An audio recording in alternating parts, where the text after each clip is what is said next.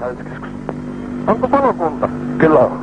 Ootko Itkoniemen kavulla, niin Juuttan kavun ja Itkoniemen kavun kulmassa, niin on tiessä putkipuhki ja tulee vettä valtavasti, aatotalit täänne ja kaikki. Juuttan kavun ja Itkoniemen kavun kulmassa. Niin, että minkä tässä on soitellut sen kummempaa. Sillä on melko monen vuoto.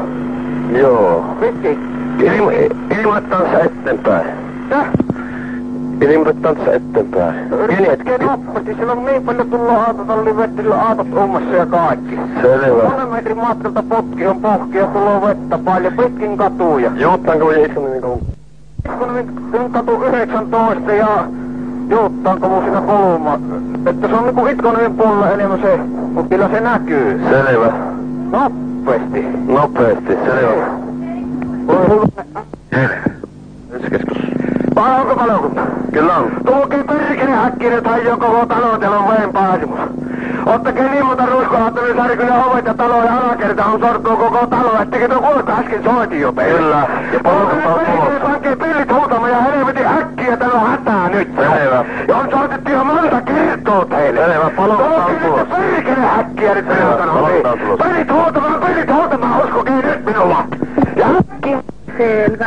Hälytyskeskus Kuopio. Tuo Itkoniemen kovin Juuttan kavun kulmasta.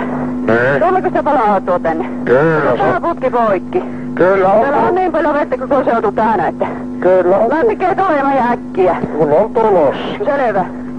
Hälytyskeskus Kuopio. Onko palokunnassa? No on. No nukuttako tuo nyt siellä? Vai miten te tiedätte, kun 3-5 kertaa jo soitettu? Meillä tuossa... Itkoniemen Juuttaan kolme, täällä on tosi hätää nyt. No kun se on tulossa. Tuolta nyt perkele, se vaan pittikö ne tulla hakemaan sieltä. Saatana, meillä on nyt hätää tosi ja ruiskumoottorit ottakin ja kaikki helvetin mukaan talousorttuu jo. No on tulossa. On tulossa perkele, mutta se on jo puoli tuntia odotettu. Täällä tuolla lehteen, teillä saattaa olla ja lehtimiehet soitetaan nyt. No soita. Tuhtatti. Hälytyskeskus. No onko se palokunnalla?